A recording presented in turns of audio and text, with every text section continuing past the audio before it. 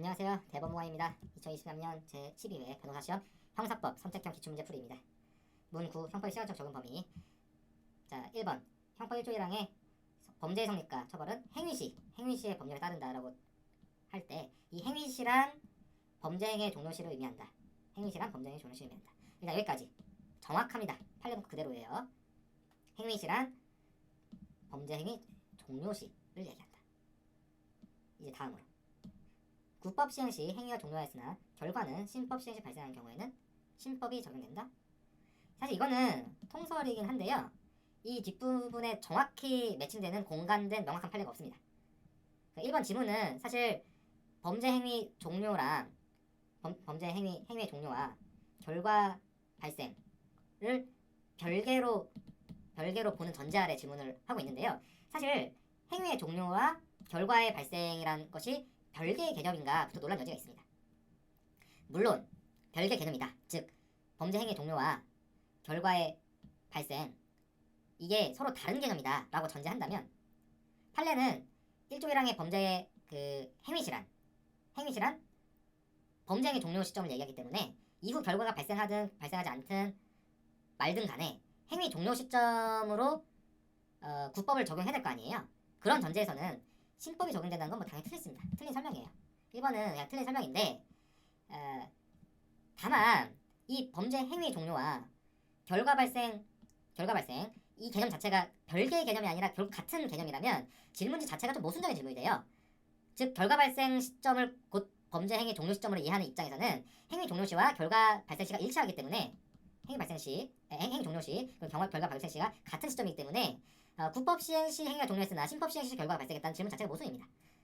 참고로 말씀드리면 이게 뭐 공소시효 기산점이라든지 아니면 범죄 기수식에 관한 사안이라서 뭐 그대로 이 사안에 그대로 적용할 수 없는 거긴 하지만 오히려 대법원은 범죄 행위라는 말 자체는 결과까지 포함하는 취지로 해석해야 한다라고 여러 차례 명시를 하고 있습니다. 그래서 1번 지문 중에서 이제 앞부분은 정확한 표현이고 판례인데요.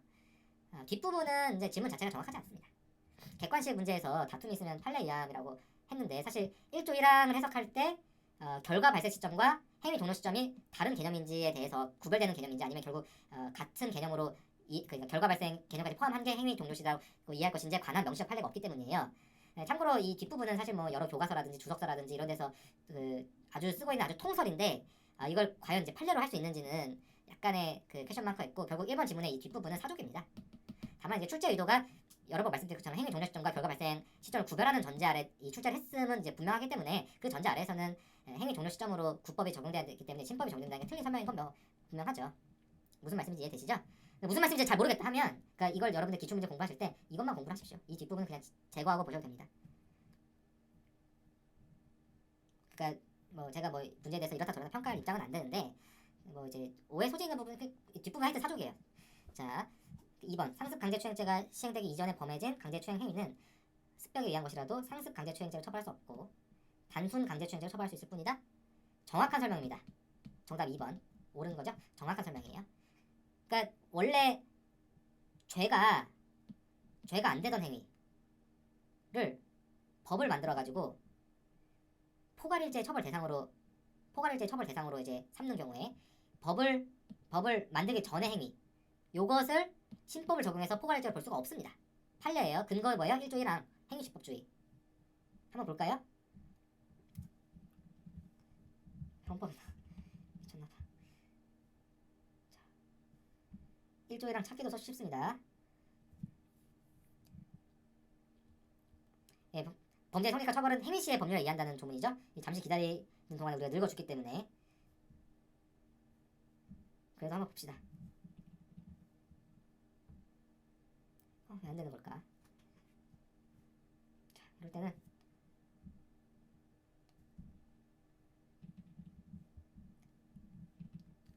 저의 프라이버시는 소중하기 때문에 개인정보 보호 프라이버시로. 인터넷이 안 되는 거 맞죠?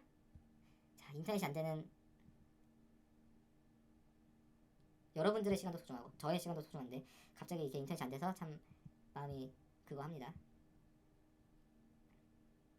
저는 항상 요거를 원테이크로 찍기 때문에 편집 이런 거 없어. 그냥 처음부터 판소리 완창하듯 처음부터 이렇게 쭉 하기 때문에 이 중간에 이렇게 인터넷이 안 되는 사태가 일어나면 굉장히 마음이 급합니다. 네, 여러분들 집에서 보십시오.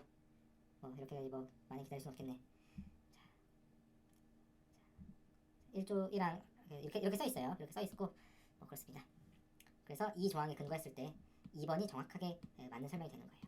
1번이 틀린 건 이제 국법이 적용되기 때문에 틀리는 겁니다. 자, 3번 범죄 후 법률 변경이 있더라도 형이 중하게 변경되는 경우나 형의 변경이 없는 경우에는 행위시법을 적용해서는 안 된다? 자, 이거 결론부터 말씀드리면 틀린 지문인데요. 이것도 문제 만들 때 살짝 급하게 만든 티가 좀 나죠.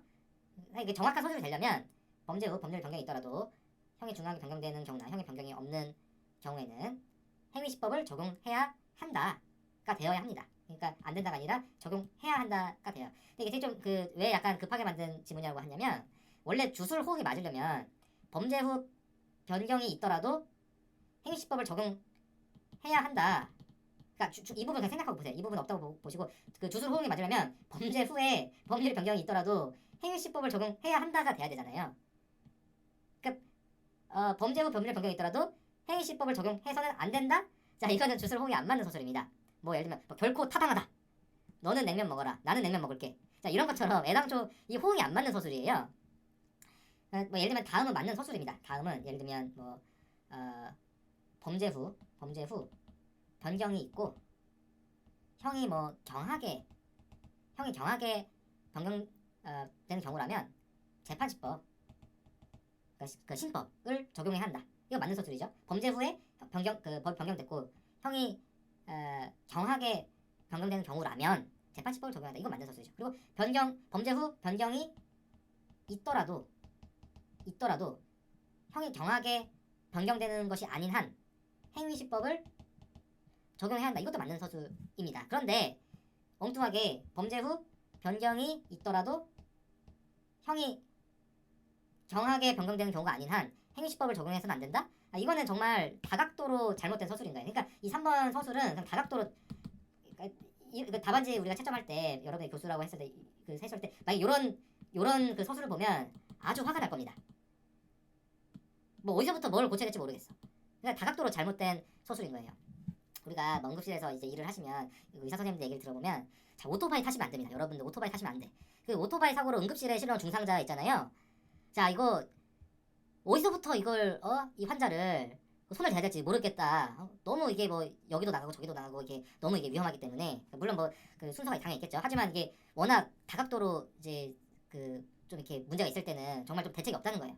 그러니까 이런 질문을 여러분들이 만약에 서술형에서 이런 식으로 쓰면 이거는 주술호응도 안 맞아서 안 그래도 막 답안지도 많고 사람 채점할 것도 많고 다 글씨도 못 써가지고 다 알아보기 힘든데 이런 질문에서 얼마나 그거 하겠어. 그러니까 이렇게 쓰시면 안 됩니다.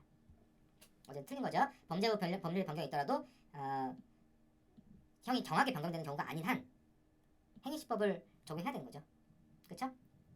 다음 4번. 헌재가 형벌법규에 위헌 결정했다. 그럼 뭐 나올지 아시겠죠? 어떤 서술이 나올지 아시겠죠? 면소 선고해야 된다? 틀렸습니다. 무죄죠, 무죄. 무죄입니다, 무죄. not guilty. 왜죠? 헌재법은 이게 돼야 될 텐데 이게 법전이 항상 옆에 있어야 됩니다. 우리가 항상 법전 옆에 있어야 돼. 이제 되네. 아까는 왜 그랬을까요? 안 되네. 헌재법 47조를 보려고 하는데 여러분들은 이제 이거 보실 때는 인터넷이 되시거나 아니면 법전 옆에 있을 테니까 헌재법 47조 보시면 이제 위헌결정의 효력 이런 났네.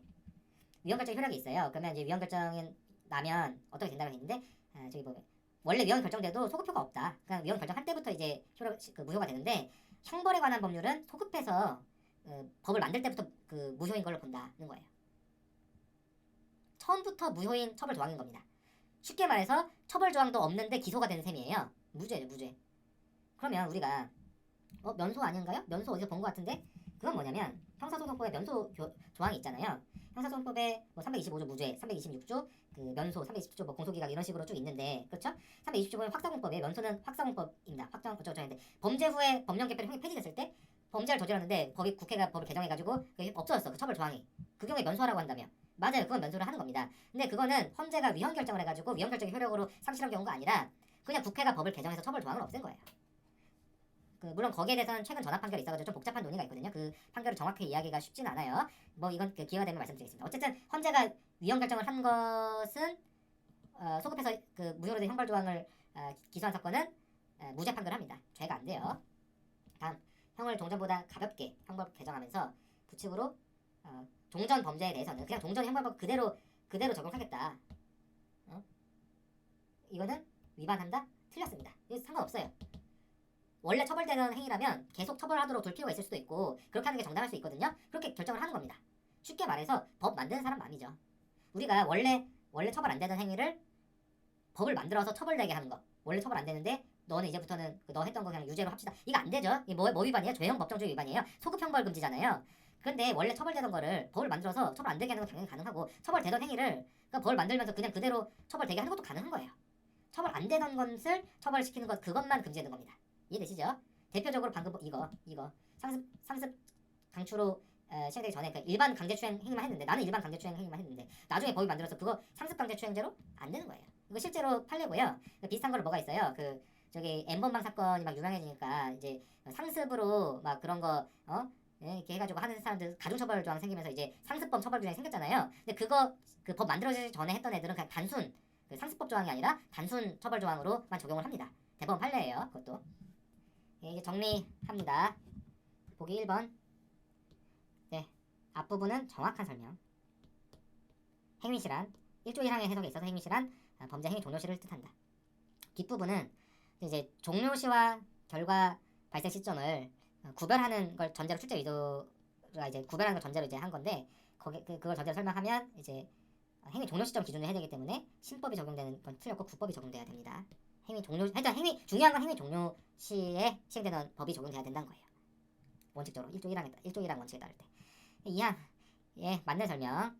행위시법주의 또는 소급 형벌 금지 관점에서 행위 당시에 상습 강제추행으로 처벌 안 되던 것이라면 나중에 그렇게 상습으로 처벌하는 건 금지된다. 보기 3번 틀린 설명입니다. 범죄 후 법률 변경이 있더라도 행위시법을 적용해야 합니다. 적용하는 것이 원칙입니다. 그렇죠? 이거는 주술호응 자체가 그렇게 되잖아요. 다만 형이 더 가볍게 되는 경우라면 재판시법, 즉 신법을 적용하겠지만 3번 집은 그런 경우도 아니죠. 자, 4번 틀린 설명. 헌재가 형벌법계 위헌 결정하면 형벌조항 소급해 무효로 되니까 무죄입니다. 무죄. Not guilty. 이제 5번. 이거 틀린 설명이죠. 그 법을 개정하면서 종전 행위 범죄에 대해서 그냥 종전 그대로 적용하도록 그냥 하도록 한 거. 법 만든 사람 마음입니다. 그렇죠? 이제 형사법 9번 문제 해설 마치고요. 이제 민사법 9번 문제 해설하겠습니다.